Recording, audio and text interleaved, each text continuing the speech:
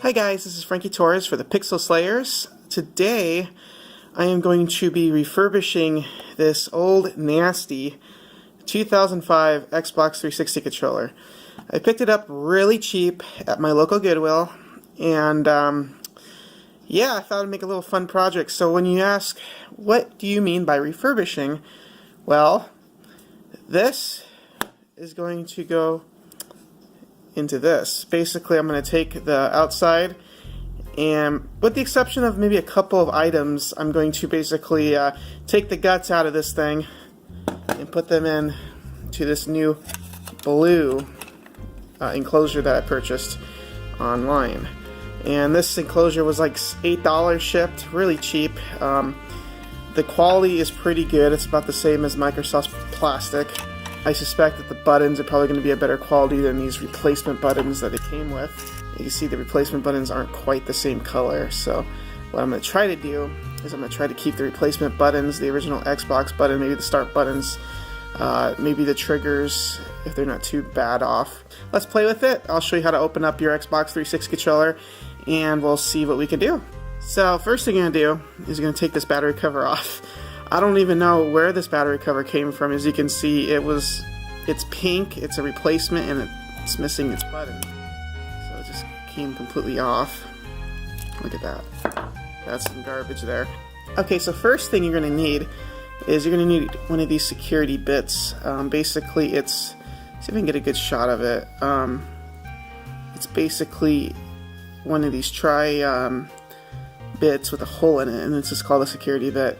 Try to keep track of your screws, don't lose them, because you're going to want to use your original screws. The replacement screws aren't going to be up to the same quality if you look at the difference. Let's do the rest of the screws. But once you get all these screws removed, you're going to want to get the serial number off here. So what we're going to do is I'm going to try to salvage it. Take this off very gently with a little flat screwdriver.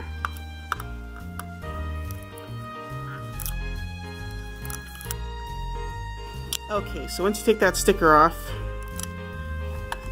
we can get the final screw.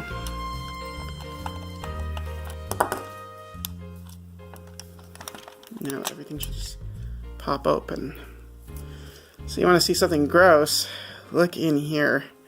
That is all gunk from people's nasty hands. We're going to want to unplug these guys so they don't get in the way. These are stuck for years, so very gentle with these and just wiggle them out. I was going to use a screwdriver, but it's easier to use my fingernails. Alright. Okay, so now you want to get this bottom piece out. You're going to need to get that bottom piece out before you can get to the board. It's pretty simple. There's these little tabs that hold it in. You're going to lift up like this, push out like that, and it should just come right out. Whereas in my case, it actually shot out, so now, the board.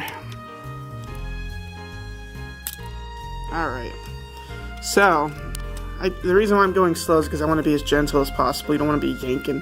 And you want to pull the board out first. You don't want to just tip it over to try to get it out, because then buttons are going to go everywhere and that's a mess.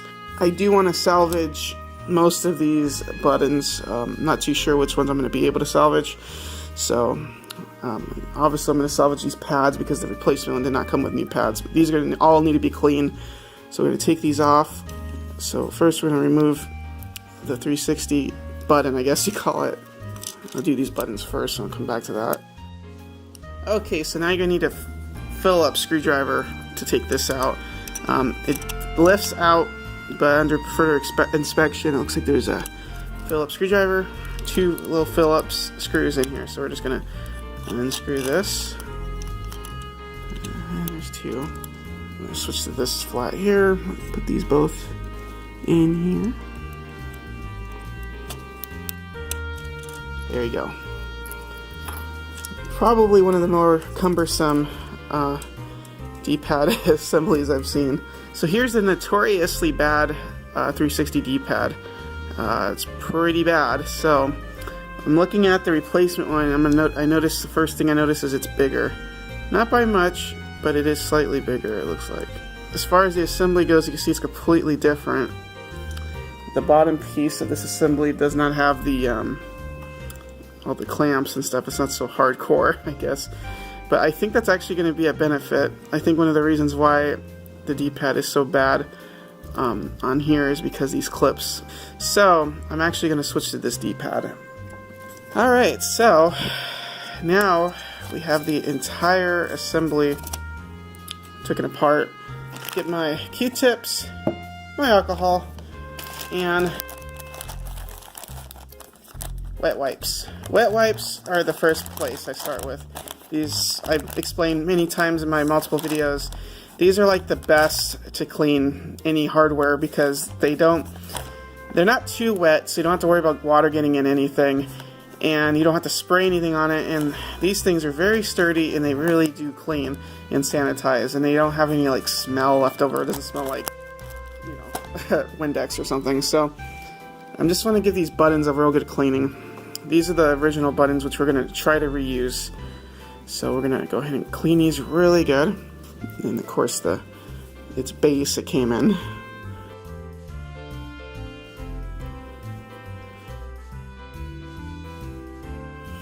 Okay, so now you're going to get to these white buttons, or black, depending on what color your system is. These aren't going to completely clean off. I'm going to show you my little trick I use to kind of clean that nasty finger gunk off the front. So, get my smallest flathead screwdriver I own, and I'm just going to go real gently, not too harsh because I don't want to scratch the button. I just want to go in the corners and just kind of take that gunk off. Same thing with this one.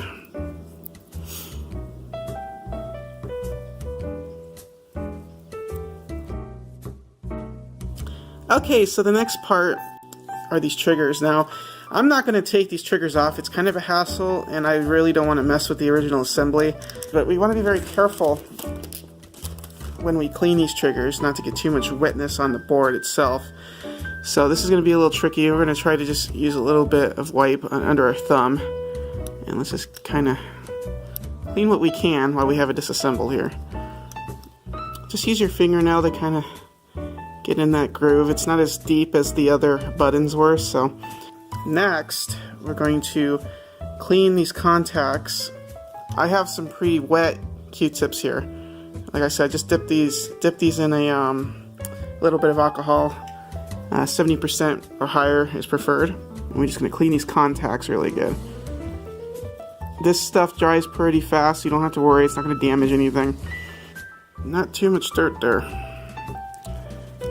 Clean the contacts up here next. Now I'm just going to go right here and just kind of clean the dirty areas. I'm just going to do this whole thing real quick. Okay, so next I'm going to flip it upside down and clean this side really quickly. Try to avoid the chip sap. I'm just going to go around and clean the little areas of this board. You don't have to do the chip. One thing I'm going to do right now is just kind of clean these with some real good, just in case.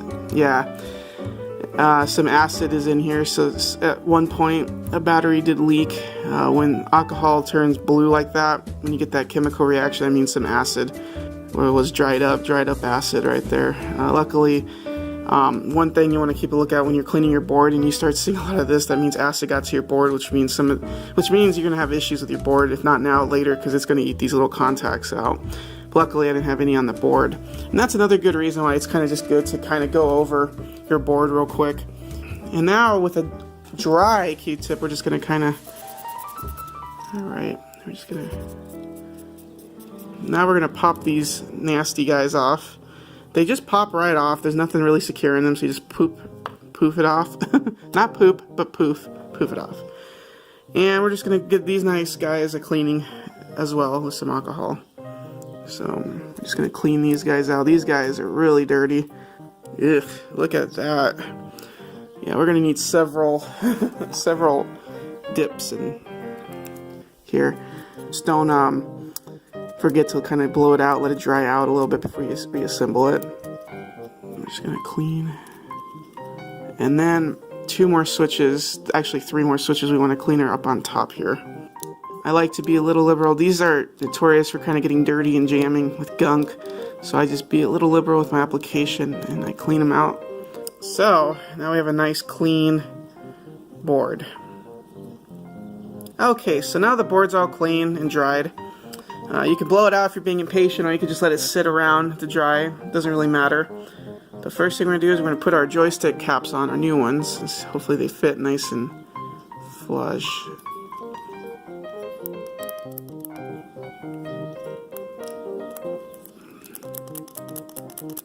I just like to click them in, make sure that they're on entirely, and kind of just make sure that they feel correct.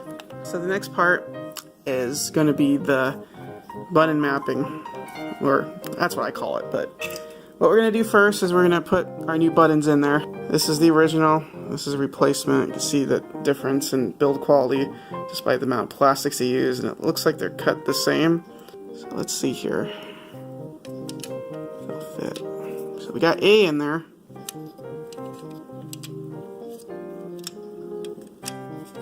And X. So those are in there.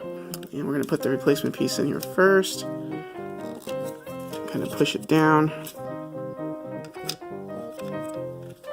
Okay, so we lucked out. Even though we had to use the replacement, I guess, back piece, or whatever you want to call it, the original Xbox button actually does fit in there, so we don't have to use the crummy replacement one.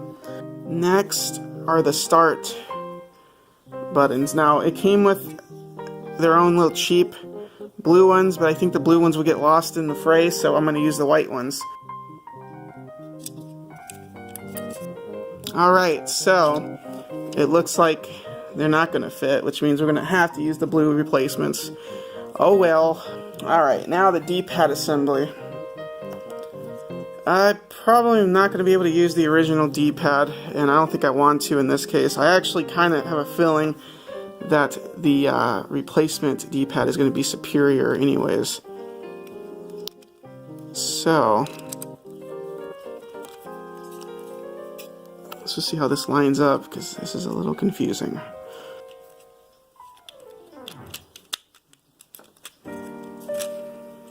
Okay, so that was a little difficult, but we got it in there. It actually does use the screws, so it does get clamped with the screws. There's no actual clamps here. So this is probably the trickier part of this whole thing, is getting these little screws in there. So we're going to go ahead and grab our dried off pads, place them back, and grab that D-pad.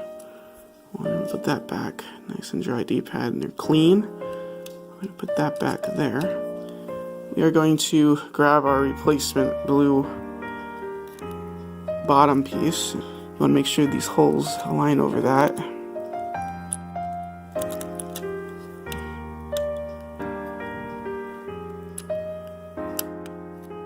And then align up here.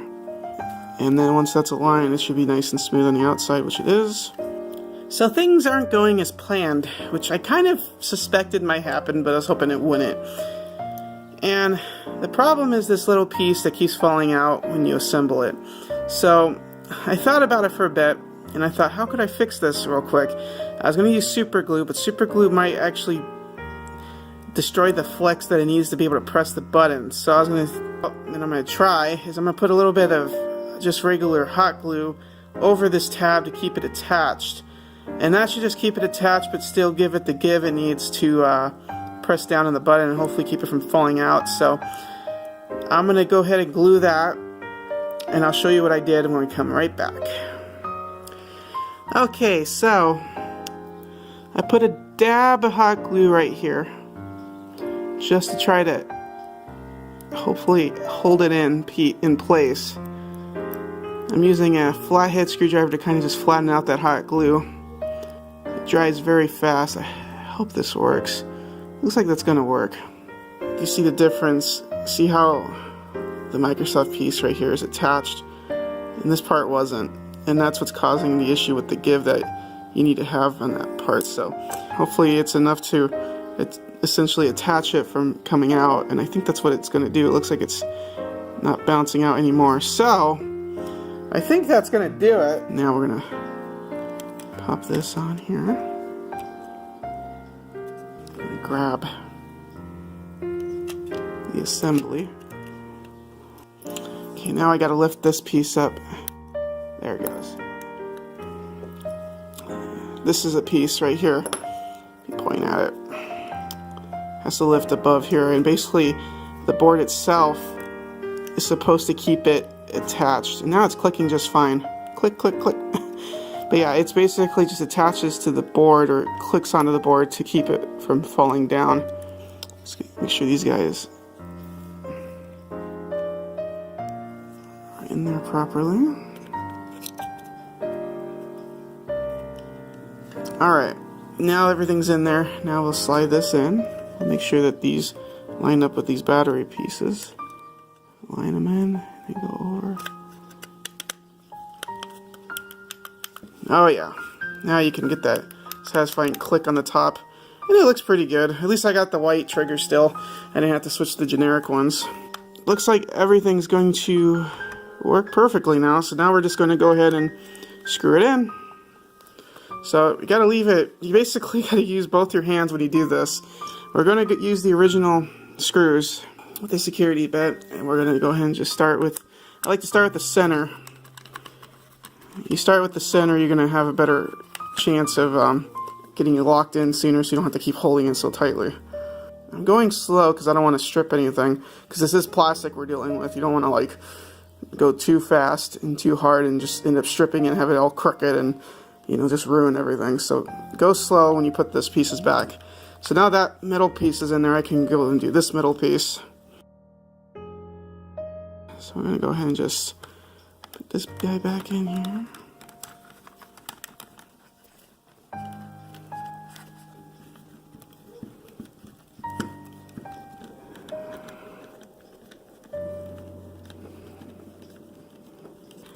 It's all put together. I'm gonna put the back on. It's not the most perfect shell in the world, but it gets the job done. I mean, it feels like original Microsoft shell. The buttons are the same. Obviously, these are definitely a little tight here. Okay, so as you can see, these joysticks are not blue. And what happened was, the blue joysticks that came with this assembly actually were not cut properly for the 360 controller. What happened was they were too thick, and so they rubbed against the base, and it took me a while to kind of like figure things out, like what was going on, and it turned out that it was actually the joysticks. So what I had to do was I actually had to go and order some new joysticks off of Amazon. I ordered these black ones with the shoulder buttons, and I actually needed to order a new battery pack because the battery pack that this assembly came with was also damaged. It did not work. It actually broke the first time I put it in. So after some waiting on Amazon, this is about a week after I filmed the last part, after waiting for Amazon to ship me the new ones, I was able to reassemble it, and it actually looks better. I actually went and actually did remove the white triggers and then swapped the black triggers out, kept the blue here with my fix I made with this button earlier, and I think it actually looks better than it would have been if it was just all blue. I'm pretty happy with the replacements pieces that have come. The battery pack's a lot better than the one that was with my blue one, and these actually feel a lot better than those blue ones. They don't have any dents in them like the blue ones did, and also these buttons actually feel just like the Microsoft ones, so that's why one of the reasons why I had no problem switching these triggers, because I'm pretty confident in these. Now, final judgment time. Would I recommend this project to anyone? Not to anyone, no. If you are somewhat skilled and know what you're doing, then go for it. My biggest problem was I did research, and I bought the case that was supposed to be the best on Amazon, and it obviously was not the best. I had issues going in with the buttons, the button up here. I had issues with this. I had issues with this. Multiple issues with the case, and it took me some, I don't think your average person is going to go through the hassle of gluing using hot glue to glue this thing to make that work. I don't think they're going to go through the hassle of, ordering new joysticks. It's a hassle. It was a big hassle. It was a fun little project, but it did not go the way I have hoped. Finally, I am satisfied with the final product, but I'm not satisfied with the amount of hurdles I had to go to achieve this final product. So, I would say if you want a colored Xbox 360 controller, go buy one. And if you have a broken one, then yeah, it's probably worth fixing it if you know what you're doing. So this is Frankie Torres, Pixel Slayer.